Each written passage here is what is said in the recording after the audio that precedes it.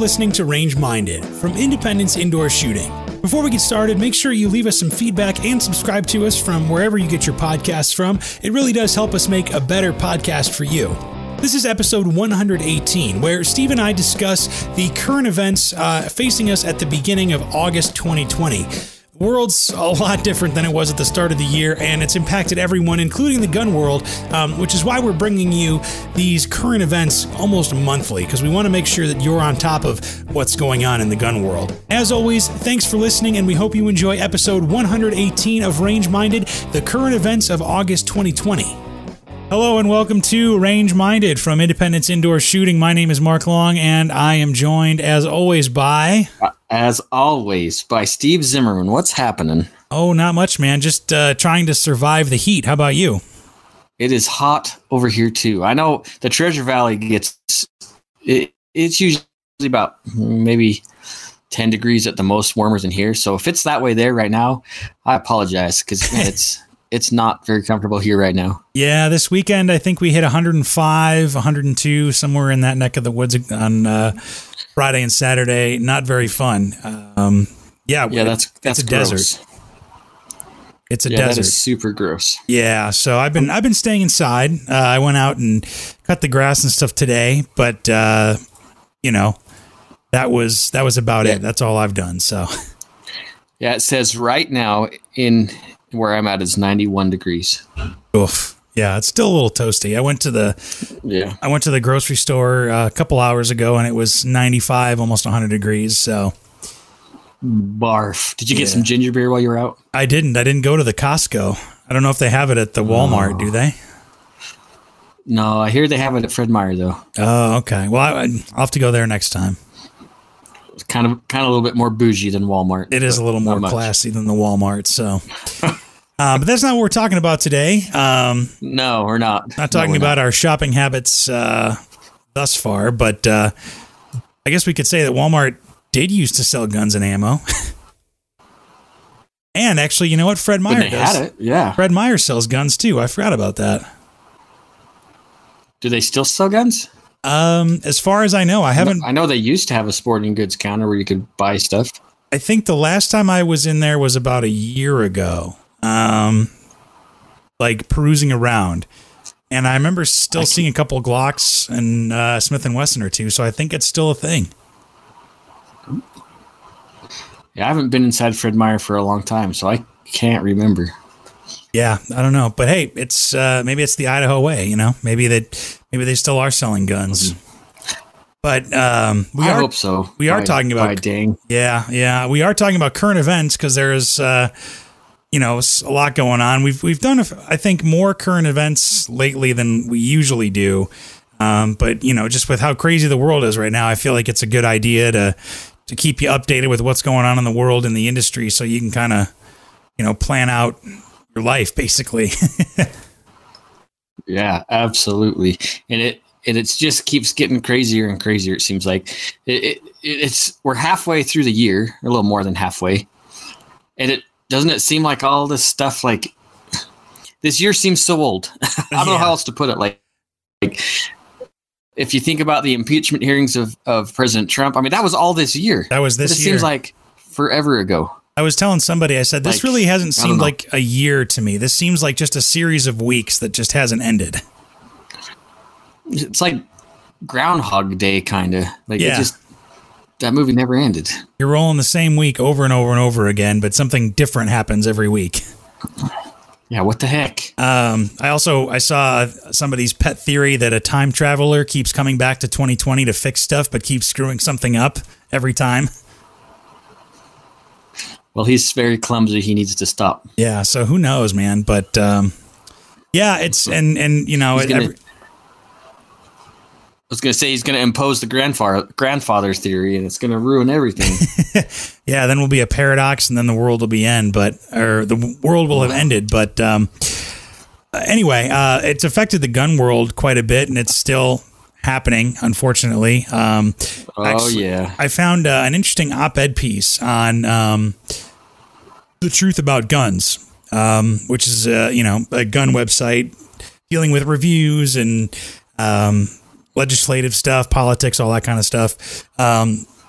It was an op-ed from a guy called Hank the Gun Dealer, and the op-ed is a gun dealer on the new normal and the ordeal of buying guns and ammo now. And it's a pretty long article. I won't bore you with all of the details or whatever, but I guess he went to a gun show where he's at, and people were selling Glock 19s for $850. That's crazy. And people were buying them. That is absolutely crazy. So just for reference, go ahead. No, you go ahead. Yeah, go ahead. I was just going to say, just for reference, you can usually get a Glock 19 brand new for $500-600, maybe $650 out the door. Yeah, depending on the model. Yeah. Yeah, depending on where you're at. Apparently, Glock 43Xs were going for $760, and AR-15s were going MSRP plus $100. Yeah, that's crazy. And about I guess maybe a year or less ago, you could get an AR-15 for $500. Yeah, it makes me think and I've actually thought about, maybe I'll sell a couple guns. I could bankroll some other toys. Yeah, you could upgrade her. That's absolutely crazy. Although I guess I've seen that AR lowers at least haven't changed much in price. You can get a good Arrow precision lower for $89-90, I think. If you can find them. If you can find them. But you after being in the gun world for a while, you're signed up to every newsletter known to man, and you've got gun deals, websites, and all that stuff, set up. And so that's what I've seen. But that's also for AR-15 lowers. That doesn't necessarily mean that you can get all the parts you need to build a complete AR-15. Correct. At that point. So, but yeah, how about that? Glocks and handguns going for, 120-130% of what they usually go for. Yeah, another 20. It's just crazy. Like I was reading the same article earlier today, and it's frightening. And he points out that it's like, is it the new norm? Well, maybe, but he compared it to after Sandy Hook. Yep. And it took about 2 years for things to kind of level back out and to kind of normalize. But this year, it's anybody's guess because it's an election year as well. Yeah, and that's something I think we forget about, that there's an election coming up in a couple of short months, less than 100 days. Yep. And because of that, there's going to be another, I think, is my prediction, there's going to be another panic impulse, I guess, another way to put it, that's going to cause another pseudo shortage on things. And what it comes down to is we should have just been better prepared. Yeah, and that's one of the things that he talks about in his article, where he keeps about 10,000 rounds of 9mm ammo in his stockpile at all times. He calls it about 12 to 16 months worth of ammo, which good for him. First of all, second off, I wish I had that much, squirreled away. Yeah, no kidding. But also, there's people out there that's probably not much for a lot of people out there too, though. Yeah, no, that's true. And I mean, he also talks about keeping ammo and calibers that he doesn't own as well, in case he does need to make trades or whatever. But what stuck out to me the most, besides that, was that I guess there's people that he knows that always give him hell for having that many or that much ammo and all that stuff stockpiled out. Now they're asking to buy ammo from him because they know he has it. Yeah, that's the thing. Is like, for me, I wouldn't tell people I have that much. That's true. I don't need people thinking that I'm a savings account for them. Yeah, but it's interesting because he goes, you can't call me crazy when I'm stockpiling all this ammo during quote unquote normal times. But then you can't turn around and try to buy ammo from me when you've called me crazy. You know what I mean? Right.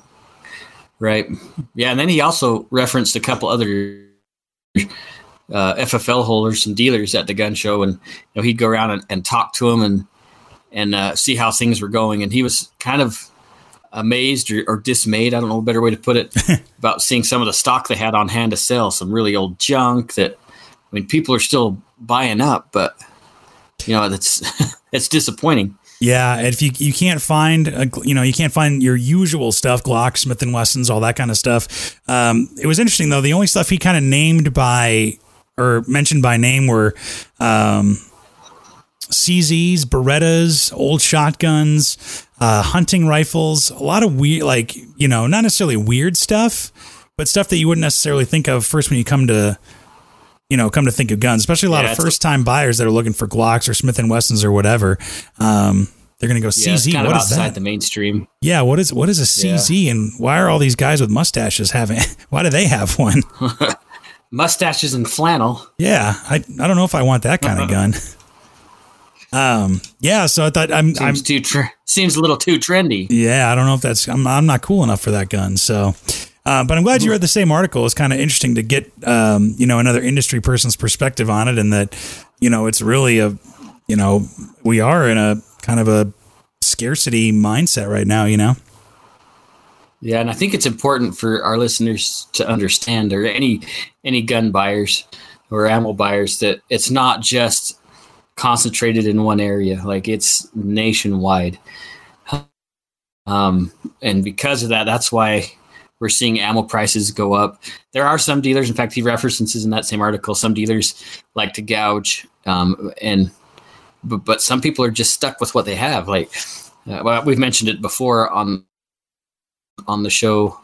Like, for us to replenish ammo, sometimes it's really difficult. We don't get it for weeks and weeks and weeks, and we have to pay what we pay from distribution. And sometimes distribution expects a little bit more on their end to get us stuff. So yeah, and that's something I think all relative. That's something I think is important to note, is that that stuff is expensive, and some people are price gouging. There's no necessarily, you're not wrong if you think that, but a lot of companies, ours included, are just trying to maintain the doors open. Keep the doors open, keep the lights on and stuff. And if we're paying, if we're paying $1 more per box, or $10 more per box, or whatever, or per case, or whatever you want to call it, of ammo, I mean, we've got to charge that much, or else we're not making the same amount of money, and we can't keep the doors open. Right. So it's interesting. I was looking. Go ahead. I was just saying, it's an unfortunate reality, but it's like you said, it's nationwide. It's not restricted to anywhere, specific. It's everywhere. Yeah.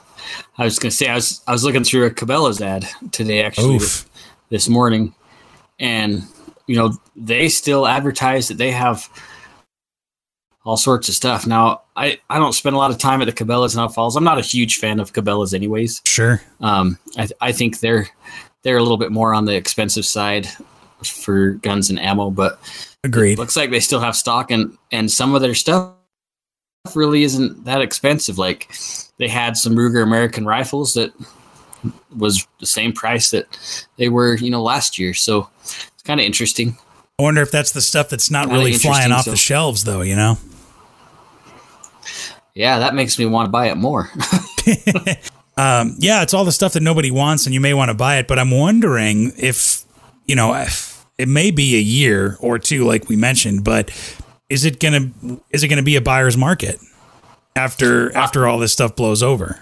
I still think it will be. I'm anticipating it to be so, and that's why I'm wondering, like, maybe now is a time to move some of that. If you got some stale stuff in your safe that you just don't use, maybe you push it along and just throw that case in the safe, and then you could pick up something else, in 6, 8, 10 months.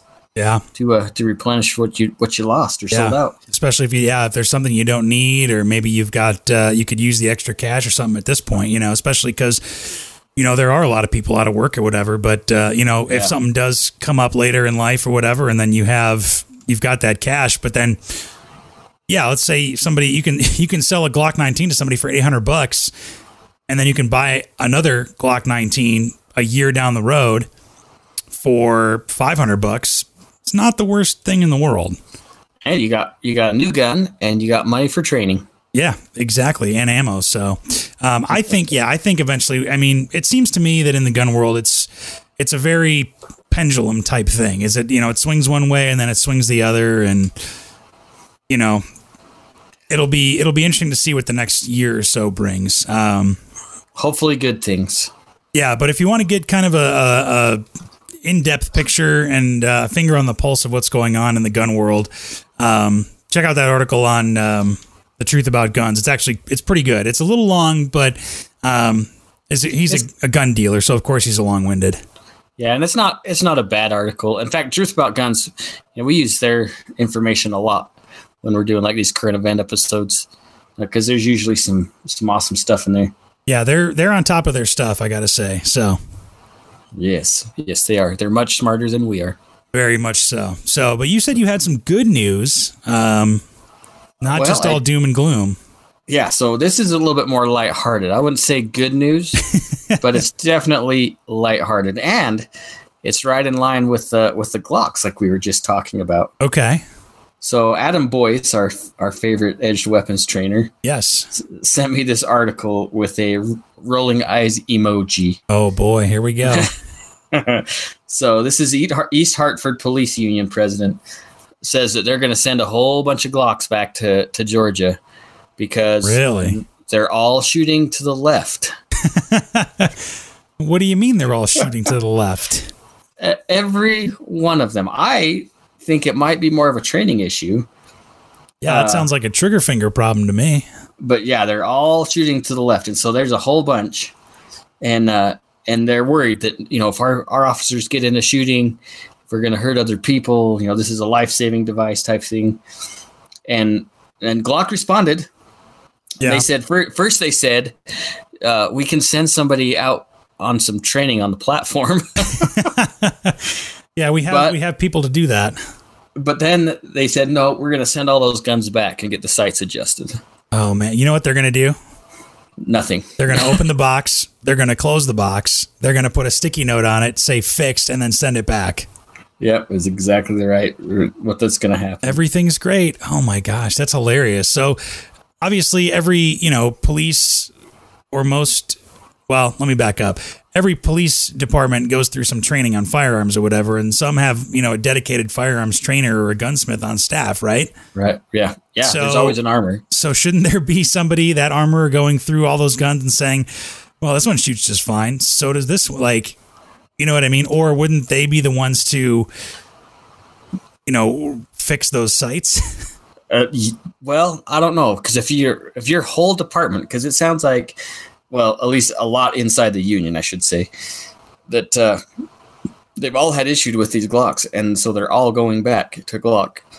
That's unusual. Which is crazy. So according to Glock, right, 65% of all U.S. local, state, and federal agents are running Glocks. Right. So that's a huge amount. If it was a sight problem or a firearm problem, you would see probably 64% of those people having issues.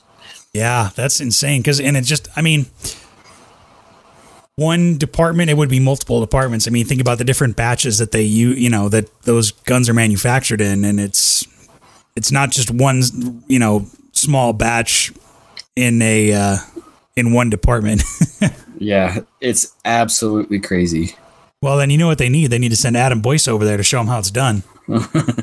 He could do it too. I smell an opportunity for him.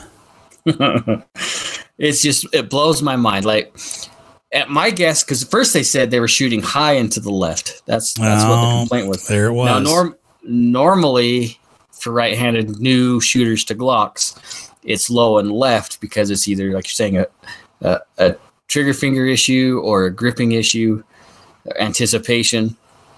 But some of it, I think that high and left is a combination between the trigger finger and whatever they were trained on to begin with, because Glocks have a different grip angle. Right, yeah. So I still think it boils down to lack of a training schedule. Yeah, I think there's a training issue there. I would be interested to know what they ran before Glocks, or if they have just run Glocks forever and they've just had a terrible trainer. I don't know. It's just hilarious. Well, and we know, like we talked with Gavin yesterday or last week, and we talked with, a lot of other trainers about how there are a lot of bad instructors, bad trainers out there, and you have to learn to watch for those people. Absolutely. So, I don't know, man. I don't know. I thought that was rather hilarious. That is funny. Because how do all of them, like every single one? Yeah. They claim that Glock has a defect, which some people may agree that Glock is a defect. but don't they personally know perfection is written right there? That's right. jeez, that's funny. I don't know. I thought it was funny. Well, I guess if you're a criminal in that area, make sure you run to the right. And maybe for the sake of the safety of the officers, that the bad guys are carrying Glocks too. You never know, man. That's funny. Silly. Well, East Hartford, if you're listening, I'm happy to come over and hang out and teach you how to run a Glock. Yeah, Steve could train you. There you go. Silly kids. I have some other good news, actually. Nice. It's not necessarily, how do I put this? It's not like good news, everything's great. This is another article, though, from Truth About Guns. But there's this is apparently, according to alleged gun industry experts, and don't take this as that I agree with it, but there's no longer substantial fear of gun regulation is the headline. That's interesting. And the reasoning behind that is because the base of firearms owners and purchasers now has expanded so much with the pandemic and protests and all that. And, this one guy who's a retired gun industry analyst from Morgan Dempsey says that you're now selling to the little old Catholic nun, the person who never in their life has owned a gun. These people who have never shot guns before, these are the ones buying guns. So now you have more people who are in the gun world, and they're going to be more, sensitive or alert or aware of gun control measures and maybe against them. I disagree with that perspective, but you never know. I mean, I guess if you think about it, you're increasing the volume of gun owners, but in my experience, or at least from what my observation, I guess is a better way to put it, a lot of these new gun owners are first-time gun owners that probably don't understand the struggle of the Second Amendment as much as the more seasoned individuals. And right. So I would say that's that to me, that's the threat of losing the Second Amendment is always looming. I agree with you. And it's not necessarily to be all doom and gloom or whatever, but, just you can't kind of rest on your laurels about it and assume that somebody else is going to do it. There was another guy from George Mason University saying that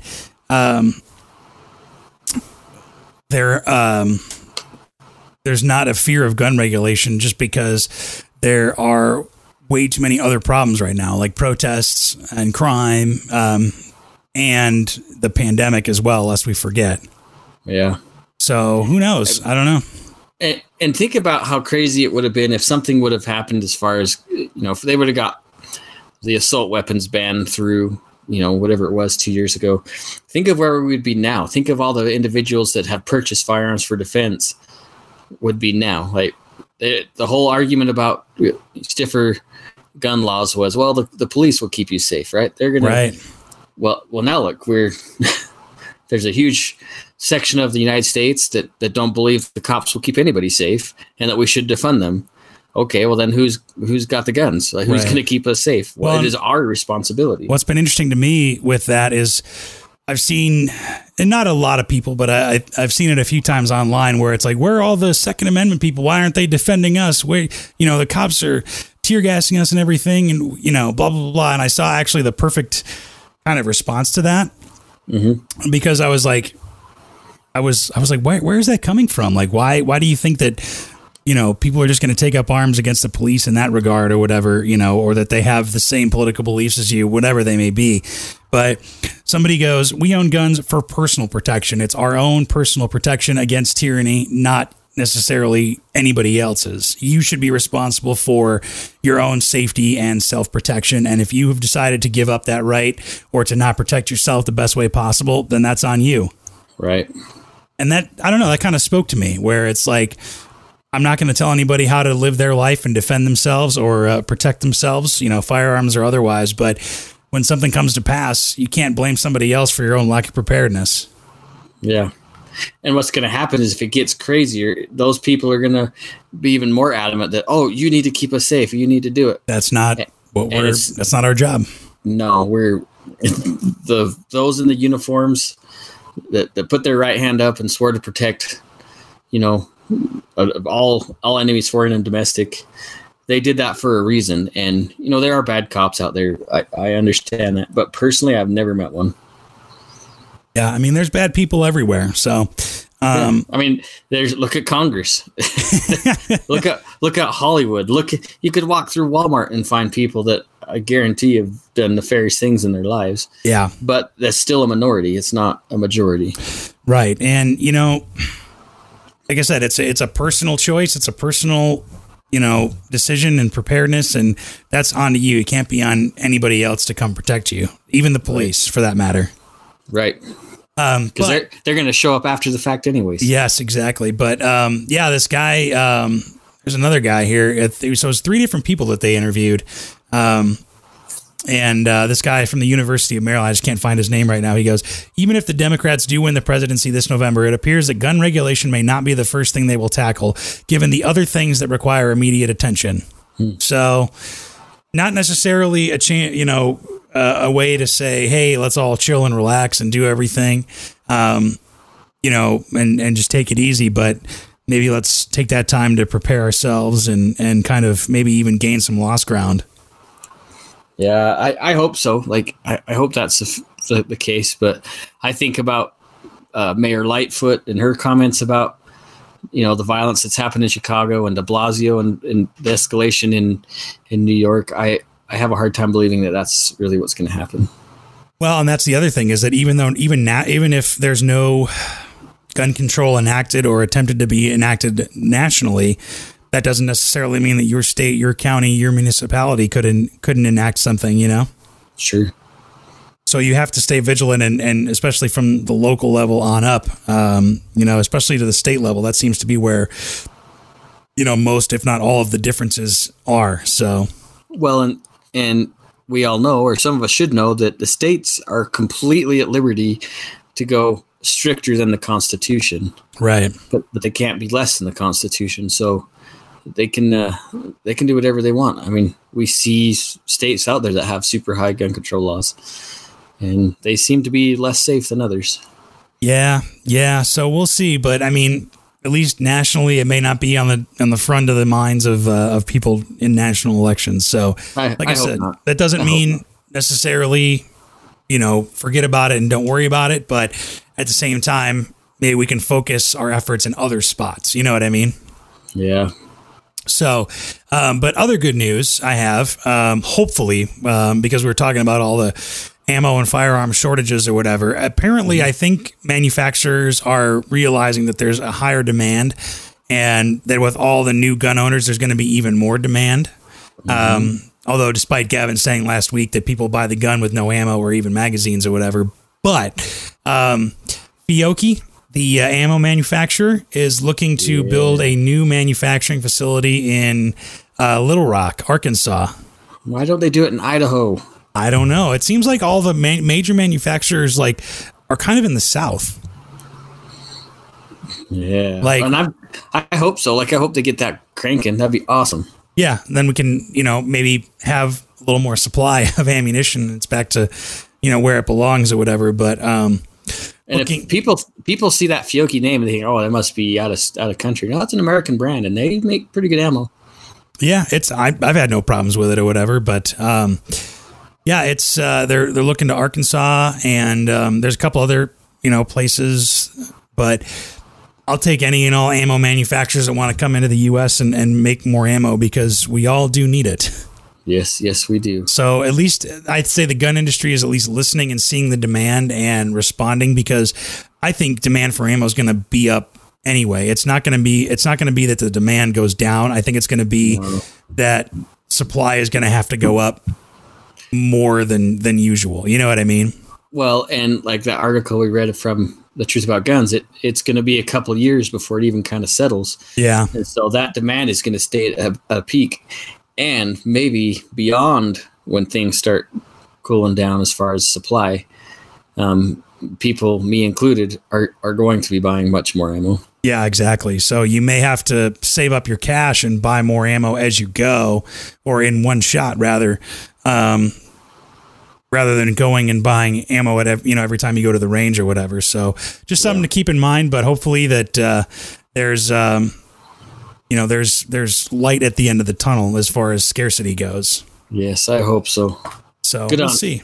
Good on Fiocchi. Yeah, but I thought that was good news. That is great news. So what else you got? So this is more kind of lighthearted stuff. I think it's funny. So does the name Grandmaster J mean anything to you? No. No? Well, is he the YouTube guy? Well, he's been on YouTube a lot lately. Maybe. So, Grandmaster J is the leader of the NFAC, which is the Not Effing Around Coalition, which has been those group of black protesters that marched through Arkansas and the armed. Maybe you saw some of the pictures of these armed guys dressed in black, carrying ARs with scopes mounted backwards. I think so. I can't believe you haven't heard of this guy yet. No, I haven't heard of this guy at all. So you need to do yourself a favor. Like, I'm not going to play the video here on the audio here on the show because there's some language. Sure. Well, if that's their name, then yeah. While they were in Arkansas, they had a negligent discharge. Oh no! And the shrapnel hit 3 of their group. Ouch. Okay, so I've been doing some research on this guy. He claims to be a veteran. Apparently, he ran for president in 2016. Oh boy. He's a rapper or hip hop star, which I've never heard of him before. Okay. Anyway, not that I listen to a lot of hip hop. No, I refuse to believe that. So in one video that I watched, he talks about how he personally checked every firearm at that thing in Arkansas, and the gun went off. So if he personally safety checked every gun, he's really terrible at it. Yeah, he must have missed something. Second step, after they got all sorts of flack, he decided to produce another video about how easy AR-15s go off. Oh, and you know what? I think I may have seen the reaction video to this, or there's some kind of somebody posted. Yeah, okay. Now you're remembering. Yeah. So if you don't mind a little salty language, all you got to do is you jump on Facebook and look up Grandmaster J or NFAC leader talks about guns or whatever. Boy. And there are some hilarious. First of all, there's no way this guy is a veteran. No way. Because he I can't explain it. You just got to see the video. Something you got to see for yourself. And any of you gun guys or gals that know anything about the AR platform, you're just going to roll your eyes. First of all, he has this post-ban AR-15 that he says he bought in Germany. That's not how that works. And he calls it, I can't remember what he calls the gun, an XR-15 Choi, something like that. And then he rocks the bolt back and he says, this gun goes off so easy. All he does, he bumps the stock and the bolt flies forward. That's it. He says, see that? The gun just went off. The gun would have just fired. And he says, it would have blown your head off. And it happens in basic training every day. Wow. This is great. So if you want some amusement, do yourself a favor. It is, and this guy is supposedly serious. Like, it's like it's not a meme or a joke or anything like that. That was definitely not a parody video. He was going around he produced that video to show how easy it is for guns to just go off on their own. You see guns how easy it is for that bolt to ride forward, especially when I probably have my hand on the bolt release. Well, with a magazine or no magazine, it's just like dropping that bolt lock. That's right. The exact same thing. So yeah, he's a bit of a buffoon. Oh boy. But he's absolutely serious in this video. See, and I'm going to go ahead and say I am all for anybody of any race, creed, color, gender, orientation, anybody that wants to own, any American that wants to own a firearm can own a firearm. But good Lord, at least figure out how it works and don't go on YouTube saying dumb stuff. Well, and don't get me wrong, like, I'm with you 100%, but I'm also okay with people developing militias in a way, not to be like trying to overthrow the government, but our side of the fence, the two-way side, we're always talking about being able to unite and fight for the Constitution. So everybody has that right to do that. Right. I'm totally cool with that. But if you're going to start a militia, don't hire an idiot to run the show. Yeah, or to be your spokesperson, at least. You're asking for a world of trouble on that one. And there's a lot of conspiracy theories going around about this guy where he's really nothing more than kind of an actor that, and it's he says a lot of things about guns. Like, if you just peruse videos and learn more about him, you realize the more he talks, the dumber he is. Oh, geez. See, it's funny to laugh at, but then at the same time, it's like people see that and and take it as gospel. It's like, oh my God, that gun would have just blown my head off. Like, this is so dangerous. Why are we not banning this? You know what I mean? Not only that, he's like, all the people that follow him and believe in his cause, like, he really is putting all those lives in jeopardy too. Yeah, I mean, because that negligent discharge could have gone into somebody and killed him. So it's not out of the realm of possibility. Yeah, it's lucky it went into the concrete down on the ground and not sideways. But I think it's only fair to say that a negligent discharge can happen to anybody that's not paying attention. Because do you remember? I can't remember which protest it was, or it was a counter protest at the Idaho Capitol, and that 18-year-old kid accidentally shot off a round into the Capitol building. Yeah. So. Did they press charges? I don't know if they pressed charges on that kid. I'm not sure, but I know that was not great. Well, and that goes to the next thing. I know I talk about carrying, about a round in the chamber, which I do on my carry guns. But if I'm going for a protest, I'm probably not going to put one in the tube. Yeah, I don't disagree. Honestly, I probably wouldn't take my AR anyways. Well, there's also that. Yeah, the most maybe I would do is maybe carry an outside the waistband holster, but still. Yeah. I don't know. I mean, concealed means concealed, and you can stand in solidarity with other people, but you don't necessarily have to be brandishing. Not brandishing is the wrong word, but showing your firearm off to people. Well, and John Correa, you know who he is, right? Yeah. He posted a post the other day talking about how he thinks that a lot of these counter protesters, like, they want to get in a gunfight. They think it's going to be glorified in some way. And his question was like, why would you want to get in a gunfight? That's stupid. Yeah, no, we talked, who were we talking to? Or maybe I saw it somewhere or whatever. I can't remember now. This is going to bother me, but somebody who is in the firearms world and who's responsible and who's well renowned, said basically the same thing. Where why wouldn't you run away at your first opportunity is able to run away? Why aren't you going to run away or get away from that? It was Jocko Willink on Joe Rogan.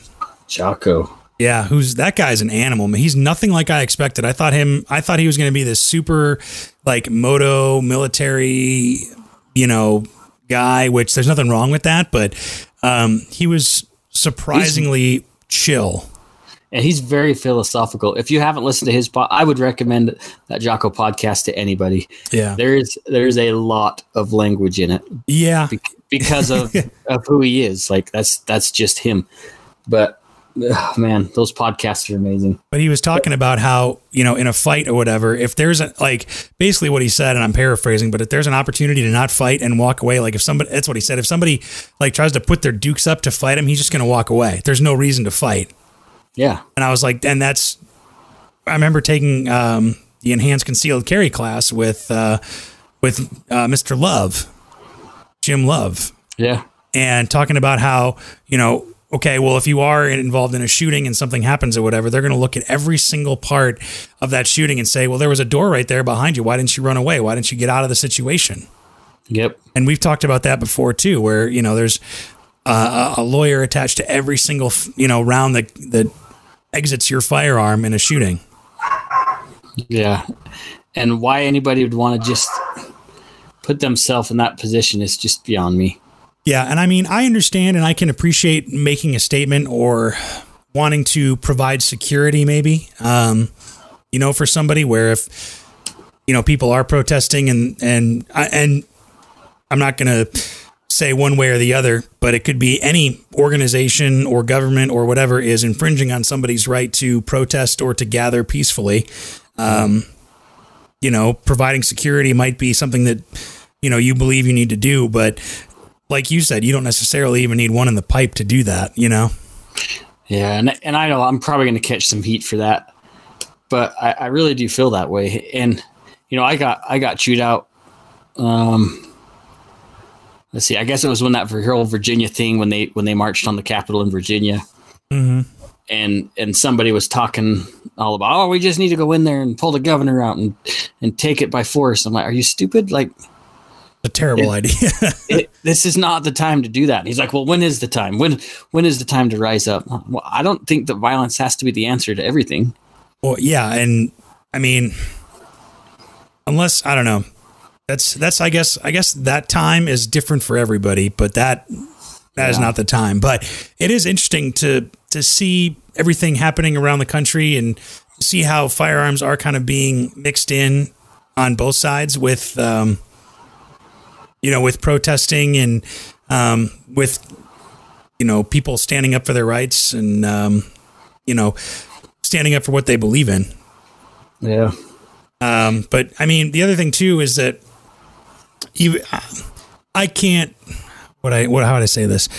I can't give you any crap for not wanting to carry one in the chamber either way, because it's your personal choice. Why would I give you any crap about your own personal choice either way? You know what I mean?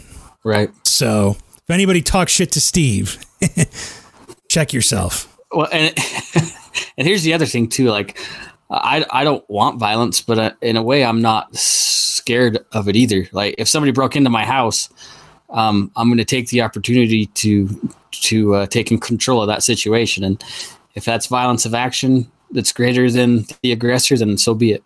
Sure, but I prefer not to. Like, I don't go out and look for those kind of situations because, first of all, I'm a dad and I'm an American, and I have things that I need to go home to. And going on with a badge on my chest saying, yeah, I shot a protester is not one of those things I want to do. Right. Well, and the other thing that you brought up is that, if somebody breaks into your home, that's your home. You're living your life in your home. You know what I mean? Yeah. It's different. Yeah, I'm not looking for it out in public. Yeah. Because even in the protests and stuff like in Seattle or whatever, I mean, when the rioting and stuff was going on, can you imagine how much worse it would have been if somebody was out there trying to look for a fight and start shooting? Yeah. Well, and I think about that, and maybe it's just because the classes I've taken and the way I think, but that's such a target-rich environment, and I am really surprised at why it hasn't happened yet. That somebody hasn't done that. Like, and I'm not saying, and hopefully people aren't saying, "Oh, that's a good idea. I'm going to do that." But that's why I kind of worry about going to rallies, anyways. Like, that's just a lot of people. A lot of people, a lot of different agendas, a lot of, what's the word? Passionate people, I guess we could say. Yeah. And I just wish people would have, on both sides of the aisle, would just take a deep breath and have a conversation, but nobody wants to talk right now. Everybody just wants to go to the highest level of aggression to get there, which is sad. Yeah, and I mean, I understand people are upset and stuff, but I think the mark really of a true, responsible, and professional firearm owner is someone who has the discipline really figured out. You know what I mean? Yeah. So, anyway, how do we even get on this subject? I'm not even sure. Oh, you're the negligent discharge. That's what it was. Oh, Grandmaster J. Grandmaster J. That's right. So high quality. This is kind of offbeat, but I've got something else too that I'm just gonna fanboy all over. Do it. That Magpul actually has released some ballistic rated eye protection. Oh, really? Yeah, and I'm a big fan of Magpul. They make great AR mags. They make great CZ Scorpion mags, And now I can say that they make great Glock mags Yes, they do. at an affordable price. I like the Magpul mags better than the Glock mags, actually. Do you really? I do. I see. I haven't had enough experience with either yet because I'm still a new Glock owner, but Magpul makes great stuff no matter what. And, I think they're pretty low key, especially with their branding and stuff. It can be, some other brands can be a little over the top or whatever, but it looks like they made just like normal outdoor sunglasses to a degree that are ballistic rated, which is great. Yeah, I'm looking at them right now. Actually, they make some pretty cool stuff. Yeah, and now they're not cheap. They're $150, but again, for ballistic rated, I mean, you're going to pay for shooting glasses or. Well, they're cheaper than Oakley, which are ballistic, right? And to a point. I mean, when you say ballistic too, I mean they're not going to stop a 9mm. No, but if your gun blows up in your hand or something ricochets and hits you in the face or whatever, it's better than having regular eyeglasses or just a pair of cheap Walmart sunglasses. Yeah. So if you're a Magpul fanboy like me, jump on those, check them out. They're pretty cool. I actually like these a lot. Yeah, honestly. They're not bad. They're not too tactical, really. Like that's my problem with Oakleys is they're usually like there's a look, and there's usually an Oakley kind of guy. You know what I mean? Yeah. Like I have no problem with Oakleys, just the people who wear Oakleys. Oh man, I love my Oakleys. Thanks for that. I rest my case.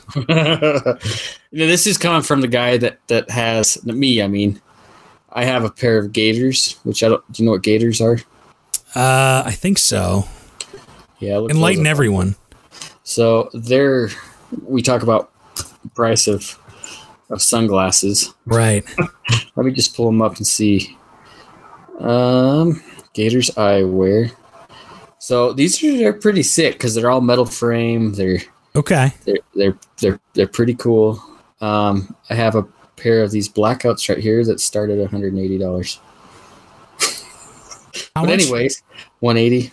Yeah, I mean that's expensive, but I mean also there are sunglasses that are $600. So and that's something interesting we have talked about it is like eyewear when shooting. And maybe that's an episode for another podcast because there's a lot of avenues to go. Like there's some myths, there's some things you shouldn't wear at the range, some older prescription glasses that are not shatterproof. Right. So maybe that's something we should get into, and maybe I should talk to my eye doctor. Yeah, that'd be interesting.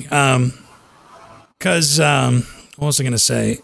I think we've gone over like stuff we bring to the range, but we haven't specifically talked about like safety gear, like eye and ear pro, and that kind of stuff. And that might be beneficial to people.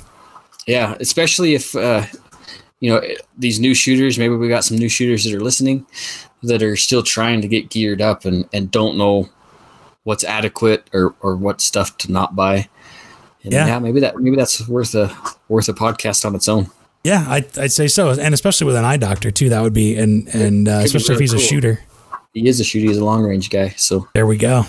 Yeah, cool. But yeah, so check out Magpul stuff. I dig them. I think they're cool. They're not bad. Yeah, and I think they come in different colors and stuff, so you can go as loud or as or no, they don't.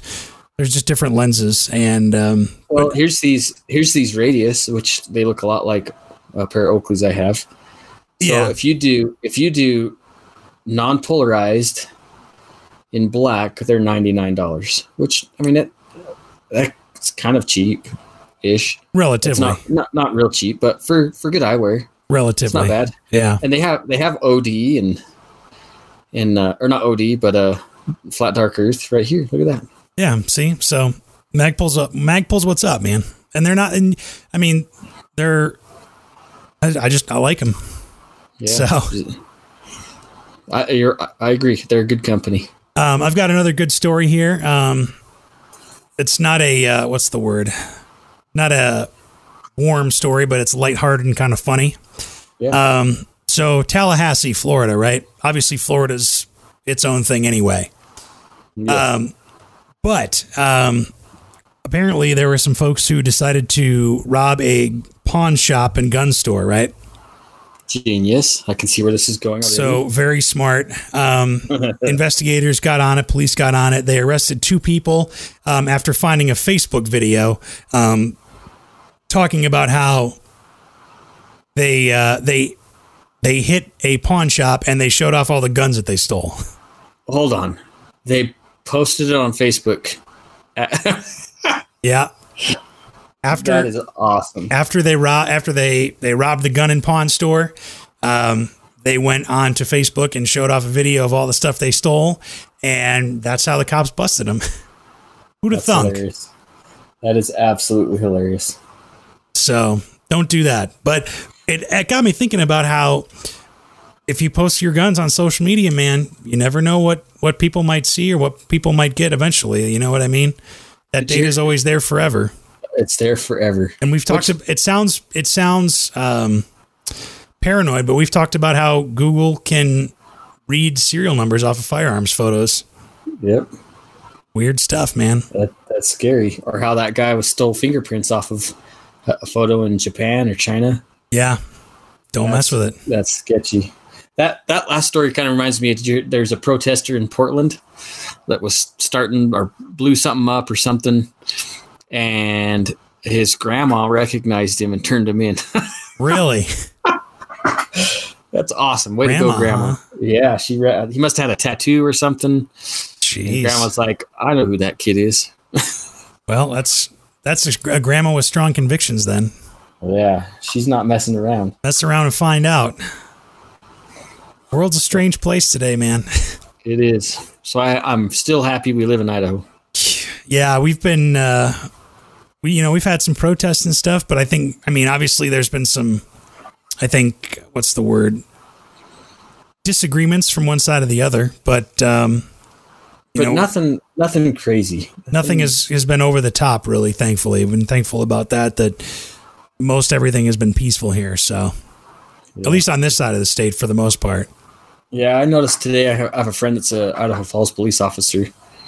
And he posted a picture of somebody, vandalized a car, wrote BLM all over it. Really? Yeah. Which I didn't understand. It was a FJ Cruiser, so maybe they thought it was a police car. I don't know. Could be. Who knows, man? What else you got? That's about all I got, honestly. Well, I'd say that's probably enough. Yeah. Yeah, it's crazy times still in the gun world, but we're still going strong, so. Yeah, be patient out there. Take somebody shooting. We say that every week. But spread the love for the Second Amendment. Make sure that people are getting good information and not stupid information that's all over the webs. Yep. And, if somebody comes to you or wants to buy a gun or wants to go to a gun store, go with them. Be supportive. You might find something that you like while you're there. Yeah, you never know. Who knows? Maybe you'll get into CZs. Oh, yeah. So, all right. Well, hey, if you have any questions, comments, concerns, episode ideas, anything like that, don't hesitate to send us an email, podcast@iishooting.com, or Instagram and Facebook @Range-Minded Podcast. We love hearing from listeners. Absolutely. And keep those listeners coming. Introduce us to your friends. Yeah. We like friends. This is the perfect way to get into guns. Yeah. So, well, thanks for listening. We'll talk to you next time. Right on, guys. Be safe. See ya. Later. Thanks for listening to Range Minded. Find us online at Range Minded Podcast on Facebook, or send us an email at podcast@iishooting.com. We're always happy to get feedback, episode suggestions, whatever you want to send us, really. And be sure to subscribe to us on Apple Podcasts, Google Podcasts, Stitcher, and pretty much wherever else you get your podcasts from. Thanks for listening, and we'll see you next time.